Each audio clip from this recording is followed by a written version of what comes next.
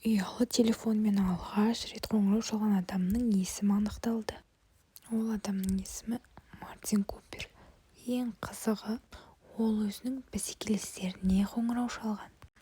Әлемде минут сайын 3200 телефон өндіріледі екен. Жапон жастары ұялы телефон жуыну бөлмесіне де кіргізе береді екен. Келесі бізде кітаптар жайлы қызықты мәліметтер. Бір роман жазуға кемінде 500 сағаттай уақыт кетеді екен.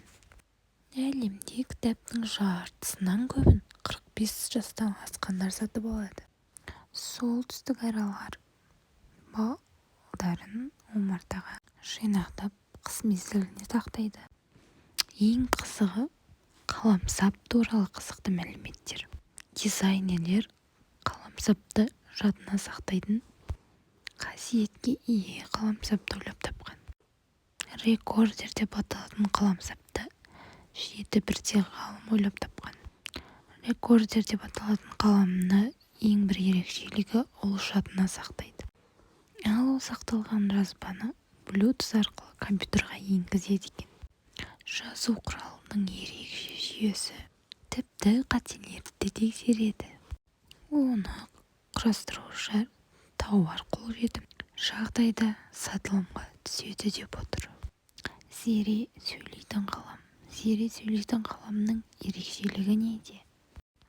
Сөйлейтін қалам заманауи технологияның сапалы және қауіпсіз электронның өнімі. Оның атқаратын функциялары да аз емес. Қаламсаптың зияны мен пайдасына қарай түрі не қарай бөлінеді екен. Аң патшасы арыстан. Ол құрлықтағы жыртқыш аңдардың ең ірісі және ең мықтысы болып саналады. Осы бір мысық тұқымды жануардың қандай ерекшелігі бар екенін бірге білейік.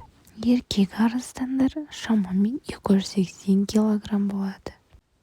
Ал ұрғашылары болса 180 килограммды тартады. Арыстандардың көзі түнде жақсы көреді. Тіпті түнгі көріністі адамнан 4 есе жақсы көреді екен. Арыстандардың тырнақтары 10 сантиметр, ал ұрғашыларында 8 сантиметрдей болады. Өте өткір әрі мықты болып жаратылған.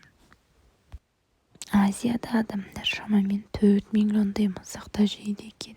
Орташа алғанда мысықтар 2-3 боп тәулік бойы ұйықтайды.